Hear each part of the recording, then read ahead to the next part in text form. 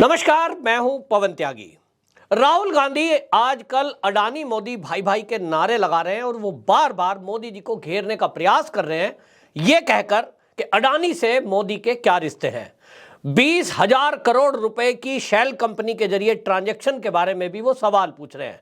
हालांकि उस मुद्दे को मैं आपको बाद में बताऊंगा कि वो 20,000 करोड़ रुपए का जो है वो फर्जीवाड़ा फेक न्यूज किस तरह से फैलाई गई है, उस पर अलग से न्यूज करूंगा। लेकिन आज मैं बात करूंगा उस मुद्दे की जिसमें गुलाम नबी आजाद, जो कि कांग्रेस के पुराने नेता हैं और वो इंदिरा गांधी से लेकर राजीव गांधी और सोनिया गांधी तक के बहुत निकट रहे हैं, उन्होंने सीधा सीधा खुलासा करके पूरे देश को चौंका दिया है कि राहुल गांधी देश विरोधी ऐसे उद्योगपतियों से जाकर विदेशी यात्राओं में मिलते हैं जो देश के लिए अच्छा नहीं है।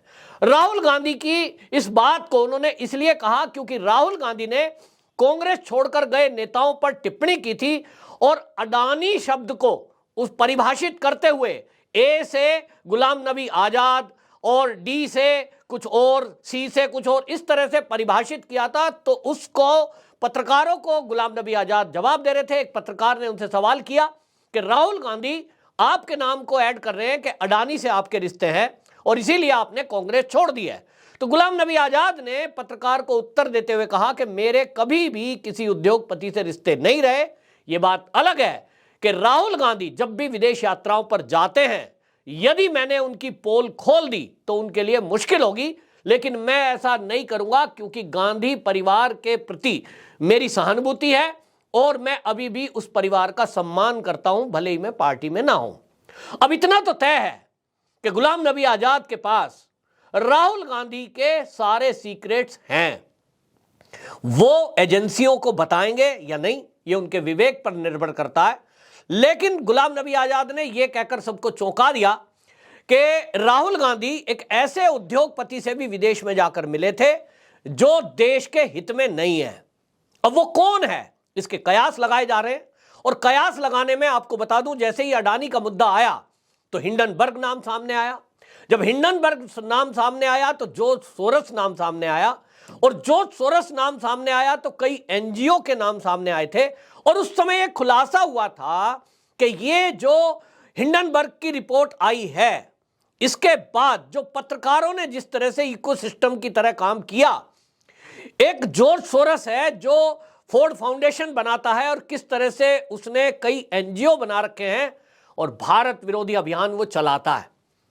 और उसी से, मतलब आप समझ लीजिए, उसी एनजीओ के चलाने वाले और उन्हीं संगठन से जुड़े हुए लोगों से राहुल गांधी विदेश यात्रा के दौरान मिले थे। हमारे पास इसकी कोई पुख्ता जानकारी नहीं है, लेकिन सोशल मीडिया पर यह नाम ट्वीट हो रहा है, लोग उस पर कमेंट कर रहे हैं और लोग बता भी रहे हैं कि राहुल गांधी जॉर्ज सोरस और उससे जुड़े हुए लोगों से विदेशों में जाकर मिले हैं और इसी के कारण से, उन्हीं के इशारे पर यह सारा टूल किट काम कर रही है। मोदी अडानी भाई भाई का नारा यह जॉर्ज सोरस के द्वारा ही दिया गया है और तय यह हुआ है कि 2024 का चुनाव जीतने के लिए मोदी के विरुद्ध विपक्ष के पास कोई एजेंडा नहीं है, कोई मुद्दा नहीं है, कोई विचार नहीं है और मोदी सरकार के खिलाफ उनके पास भ्रष्टाचार के कोई सबूत नहीं है। और इसलिए जब 2024 का चुनाव आएगा तो आखिर वो मोदी को घेरेंगे कैसे। तो उस टूल किट ने यह तय किया है कि इसी तरह से आर्टिफिशियल मुद्दे बनाए जाएंगे, फेक न्यूज फैलाई जाएंगी। और जैसा मैंने आपको कहा कि 20,000 करोड़ रुपए जो राहुल गांधी बार बार बोल रहे हैं कि उस पर जवाब दे अडानी के वो शेल कंपनी के जरिए किसका पैसा है, उसका भी खुलासा हो चुका है। ट्विटर अकाउंट पर जो अडानी ग्रुप के सीईओ हैं पूर्व, उन्होंने इसको खुलासा किया है और उसके बारे में बताया है कि यह एक फेक न्यूज थी जिसमें तथ्यों को छुपाया गया, ठीक से नहीं दिखाया गया और इस तरह की चीजें फैलाई गई जिससे देश के अंदर और दुनिया में भ्रम फैले। तो यह कुल मिलाकर के खुलासा हुआ। अब इस तरह की चीजें सामने आ रही हैं कि कहीं ना कहीं यह लग रहा है कि जो भारत के ये राजनीतिक दल के नेता हैं, इसमें राहुल गांधी भी हैं, जो ये अडानी वाला मुद्दा लेकर के आए हैं, ये मुद्दा एक तरह से पूरी तरह आर्टिफिशियल है। हिंडनबर्ग की रिपोर्ट वो भी सोची समझी रणनीति का एक हिस्सा है। और उसके बाद जिस तरह से कुछ बैंकों के हमने काम देखे कि अडानी के जो वो बॉन्ड थे उनको शून्य घोषित कर दिया गया, उसके बाद वो बैंक डूबे। ये सब एक प्री प्लान था कि किस तरह से अडानी ग्रुप को झटका देना है और किस तरह से अडानी के नाम पर मोदी को घेरना है। लेकिन अब राहुल गांधी खुद घिरते नजर आ रहे हैं जब गुलाम नबी आजाद ने यह कह दिया कि वो विदेश यात्रा पर जाते हैं और जहां जाते हैं किस किस से मिलते हैं, मेरे पास वो सारी जानकारी है। हालांकि चैनल के माध्यम से मैं कहना चाहूंगा एजेंसियां गुलाम नबी आजाद से संपर्क करें और उनसे पूछताछ जरूर करें, क्योंकि यह बहुत गंभीर मामला है कि देश के एक प्रमुख पार्टी का नेता जो कि अभी तक सांसद भी थे, हालांकि अभी कुछ ही दिनों पहले उनकी सांसद की सदस्यता रद्द हुई है, जो वापस बहाल हो सकती है अगर कोर्ट में हस्तक्षेप हुआ और उन्होंने क्षमा मांग ली। तो सवाल यह है कि एक पार्टी का प्रमुख नेता और इस सबसे पुरानी पार्टी का नेता जो अभी सांसद भी था, अगर वो विदेशों में जाकर कोई देश विरोधी एक्टिविटी करने वाले उद्योगपतियों से मिलता है जो हमारे देश के विरुद्ध अभियान चला रहे हैं, ऐसे उद्योगपतियों से कोई संबंध करता है, तो ये देश के लिए खतरनाक है। और अगर कोई देश विरोधी अभियान चला रहा है या उसको देश में बैठे हो कोई व्यक्ति उसको मदद कर रहा है, उसकी मदद से देश का नुकसान करने में लगा हुआ है, तो उसके खिलाफ तो एनआईए की जांच बनती है। अब सवाल यह है कि क्या एनआईए इस मामले में गुलाम नबी आजाद से मदद लेगी, पूछताछ करेगी? अगर जॉर्ज सोरोस का नाम सामने आ रहा है और उससे जुड़े हुए लोगों का नाम सामने आ रहा है, तो क्या इस पर सरकार अब कोई एक्शन लेगी? ये दूर की बात है, लेकिन फिलहाल तो जो पब्लिक डोमेन में है और वो सबके सामने है कि ये जो गांधी परिवार है, इन्होंने चीन की कम्युनिस्ट पार्टी से समझौता किया था और वो 2008 का जो समझौता है उस पर आज तक राहुल गांधी, इंदिरा गांधी या प्रियंका गांधी वाड्रा ने या किसी भी कांग्रेसी ने अभी तक कहीं भी जवाब नहीं दिया कि आखिरकार 2008 में जो चीन की पार्टी से समझौता आप करके आए, वो समझौता क्या था? क्या वो समझौता यही था कि आप चीन की कंपनियों को बढ़ावा देंगे, भारत के उद्योग धंधों को चौपट करने में चीन की मदद करेंगे? क्या था वो तो बताना चाहिए। आप मोदी पर सवाल उठा रहे हैं, आप मोदी को कह रहे हैं कि अडानी से आपके संबंध हैं, उनकी कभी कभी कांग्रेसी फोटो दिखाते हैं कि देखिए ये फोटो है गांधी मोदी जी के साथ। तो भाई मोदी जी की फोटो अगर अडानी के साथ है, अंबानी के साथ होती है, महिंद्रा के साथ होती है, बिरला के साथ होती है, तो इसमें ताज्जुब क्या है? ये भारत के उद्योगपति हैं और भारत के हित के लिए काम कर रहे हैं। इनके व्यापार बढ़ने से भारत की अर्थव्यवस्था में वृद्धि हो रही है। अगर इनके साथ भारत का कोई भी राजनीतिक नेता उसकी फोटो खींचती है, इनके कार्यक्रम में जाता है, उनसे संबंध है, तो इसमें दिक्कत क्या है? कांग्रेसी नेताओं के भी बहुत सारे फोटो अडानी के साथ हैं, होने ही चाहिए। लेकिन यह गंभीर बात है कि भारत के किसी उद्योगपति के या भारत के किसी राजनीतिक पार्टी के नेता के फोटो या संबंध देश विरोधी ताकतों के किसी उद्योगपति या किसी राजनीतिक दल या किसी देश के नेता के साथ हों, यह गंभीर है। राहुल गांधी के जो चीन के राजदूत के साथ मिलने की बात सामने आई थी, यह गंभीर है कि एक तरफ हम चीन से लगातार चाहे तो डोकलाम हो फिर चाहे तो लद्दाख हो, हमारी सेनाएं बॉर्डर पर अड़ी हैं, और ऐसे में राहुल गांधी अगर उनके राजदूत से गुपचुप मीटिंग करता है तो क्यों? ये एक सवाल था।